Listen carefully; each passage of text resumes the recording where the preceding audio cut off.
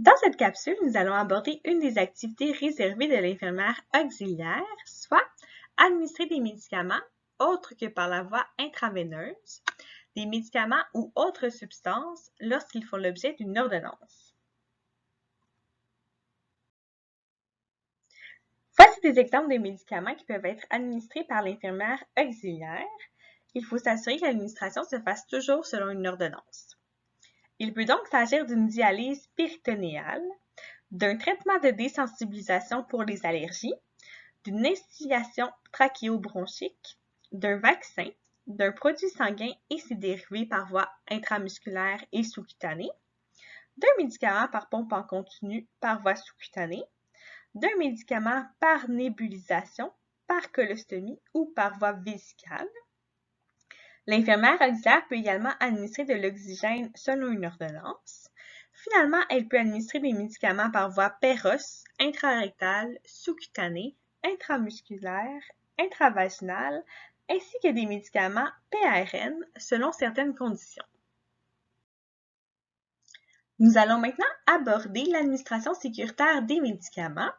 En 2020, l'OIQ a publié une norme d'exercice concernant les principes de l'administration sécuritaire des médicaments. Le premier principe stipule qu'il faut connaître la situation de santé de l'usager.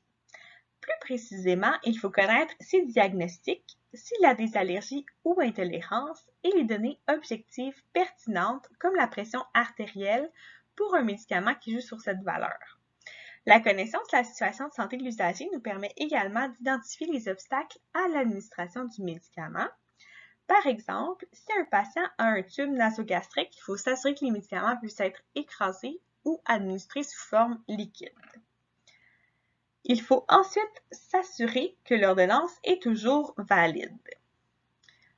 Le troisième principe implique que l'ordonnance soit complète et claire et qu'elle soit pertinente dans le contexte clinique de l'usager. Le quatrième principe vise à s'assurer que le professionnel qui administrera le médicament a les connaissances nécessaires pour le faire. En effet, il est important de connaître la classe du médicament, le mécanisme d'action, les effets attendus et indésirables, ainsi que les contre-indications. Le cinquième principe correspond à la surveillance. On doit donc planifier la surveillance optimale à effectuer en fonction de la médication. Par exemple, si on administre de la morphine péros, on doit s'assurer de surveiller l'effet attendu, soit la diminution de la douleur, en plus des effets secondaires. Dans ce cas-ci, nous allons également suivre le protocole de surveillance suite à l'administration d'un opiacé. Pour certains médicaments, il serait important de surveiller son impact sur les ingestats et excrétats ou sur des analyses de laboratoire. Dans le sixième principe, il est important de considérer l'usager comme un partenaire de soins et s'assurer d'avoir son consentement en lui fournissant toutes les informations nécessaires. Le septième principe consiste à l'administration du médicament selon les 8 bons. Nous devons donc s'assurer qu'il s'agit du bon usager, du bon médicament, de la bonne dose, du bon moment, de la bonne voie d'administration, de la bonne indication, de la bonne surveillance et de la bonne documentation. On s'assure également que l'administration du médicament respecte le champ d'exercice de l'infirmière auxiliaire. En ce qui a trait au huitième principe, il est important de préparer le médicament selon les bonnes normes. Par exemple, on veut la bonne dilution, on veut ouvrir les sachets de médicaments seulement au chevet de l'usager, on veut suivre les MSI, par exemple pour l'administration par tube nasogastrique ou pour connaître le bon site pour un médicament intramusculaire. On doit également administrer les médicaments que nous avons préparés nous-mêmes, sauf de rares occasions comme les situations d'urgence. Pour le neuvième principe, la communication implique que l'on communique toute information avec l'usager, par exemple un changement de dose, la présence d'effets indésirables, etc. On communique aussi avec l'infirmière avec qui on est en dyade. Finalement, pour le dernier principe, la documentation inclut la FADM et les notes d'évolution lors de l'administration d'un PARN. Il faut aussi documenter les interventions et enseignements faits ainsi que le suivi des effets de la médication.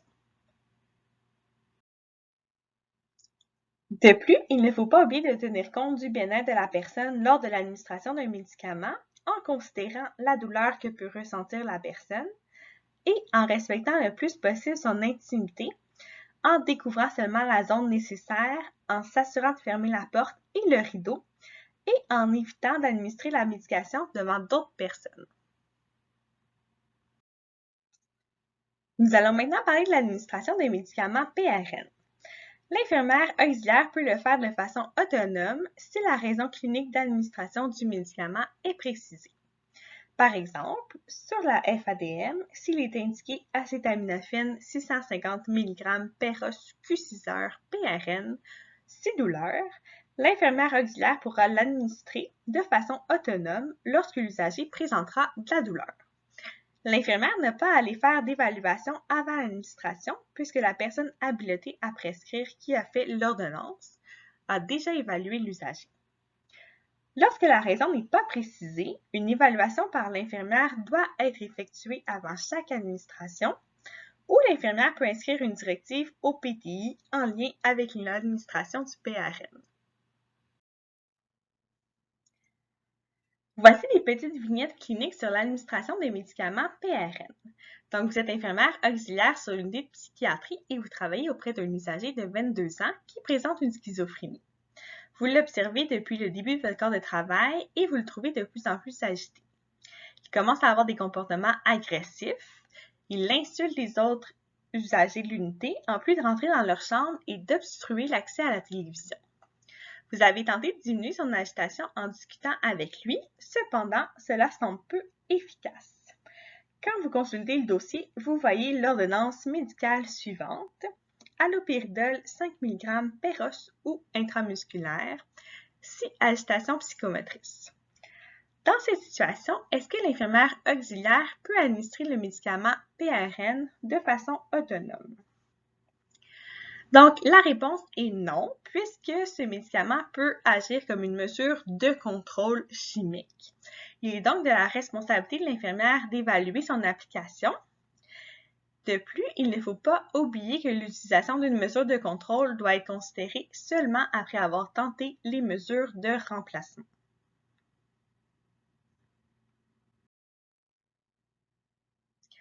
Vous êtes infirmière auxiliaire sur une unité de médecine et vous travaillez auprès d'un usager de 68 ans connu pour douleur au bas du dos qui est associé à une hernie discale. Il prend régulièrement de l'ibuprofène et au dossier, il y a également une ordonnance d'opiacé PRN pour soulager sa douleur. Il s'agit de codéine 30 mg Perros Q4 PRN, 6 douleurs non soulagées par l'ibuprofène. Lors de votre tournée auprès de l'usager, il vous parle d'une nouvelle douleur ressentie à 7 sur 10 au niveau du cou.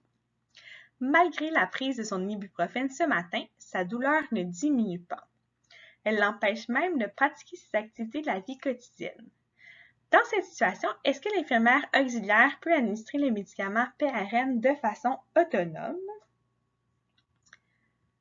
Donc, la réponse est non, puisqu'il s'agit d'une nouvelle douleur. La prescription actuelle vise le soulagement de sa douleur lombaire. Il faut donc que l'infirmière évalue la douleur de l'usager et intervienne en fonction de celle-ci. L'infirmière auxiliaire peut toutefois contribuer à l'évaluation de l'usager. Vous êtes infirmière auxiliaire en CHSLD. Depuis ce matin, Mme Campo accuse beaucoup de nausées. Cette résidente est connue pour avoir des nausées le matin, surtout après ses soins d'hygiène.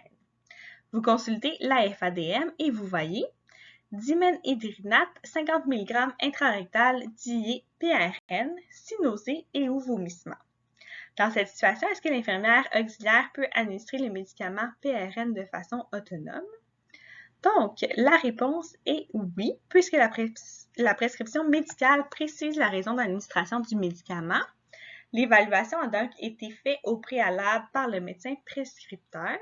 De plus, le médicament à administrer est intrarectal, donc son administration respecte les activités professionnelles de l'infirmière auxiliaire. Vous êtes infirmière auxiliaire sur l'unité mère-enfant. Vous vous occupez d'une usagère qui a eu une césarienne il y a maintenant 36 heures. Depuis sa césarienne, elle n'est pas allée à la selle, mais elle présente des gaz intestinaux. À l'auscultation abdominale, on constate des bruits intestinaux en fréquence normale. Elle ressent une douleur modérée à la plaie. soulagé avec acétaminophène régulier et morphine 5 mg Péros, pris 2 fois en 24 heures. Vous consultez sa FADM et vous y voyez Docusat 100 mg capsule, 2 capsules Péros BD PRN. Dans cette situation, est-ce que l'infirmière auxiliaire peut administrer le médicament PRN de façon autonome? La réponse est non, puisque l'ordonnance médicale ne précise pas la raison clinique pour laquelle le médicament doit être administré au besoin. L'infirmière avec qui vous travaillez doit donc procéder à l'évaluation et inscrire une directive au PDI. Vous êtes infirmière auxiliaire sur l'unité de pédiatrie. Vous travaillez auprès de Milan, 4 ans, hospitalisé suite à une cellulite au membre supérieur droit. Il reçoit des antibiotiques comme traitement. Toutefois, il y a 12 heures, l'antibiotique a dû être changé car Milan a présenté une réaction cutanée suite à la 2e dose de l'antibiotique. Il a des démangeaisons par moment depuis ce temps-là. Il utilisait des compresses froides pour se soulager, mais actuellement, il est très inconfortable. Au FADM, il est indiqué diphénhydramine 18,75 mg, Péros Q6 PRN, 6 démangeaisons. Donc, dans cette situation, est-ce que l'infirmière auxiliaire peut administrer la médication PRN de façon autonome? La réponse est oui, puisque même s'il s'agit de la première administration de ce médicament, il est prescrit pour la démangeaison qui est déjà connue chez Milan. L'évaluation de sa condition a donc déjà été faite par le médecin prescripteur. De plus, le médicament à administrer est Péros, donc son administration respecte les activités professionnelles de l'infirmière auxiliaire. Après avoir administré un PRN, l'infirmière auxiliaire doit le documenter au FADM ainsi que dans les notes d'évolution du dossier de l'usager. En effet, lorsque l'on administre un PRN, il faut écrire au dossier la raison clinique qui nous a amenés à l'administrer. L'infirmière auxiliaire doit aussi vérifier l'effet attendu et les effets indésirables de la médication. Finalement, afin de favoriser la pratique collaborative, il est essentiel que l'infirmière auxiliaire et l'infirmière en dyade communiquent fréquemment. L'infirmière auxiliaire avisera donc l'infirmière qu'elle a administré un PRN afin d'assurer la continuité des soins. La capsule est maintenant terminée. Si vous avez des questions, vous pouvez toujours communiquer avec la conseillère en soins de votre secteur. Merci beaucoup pour votre écoute.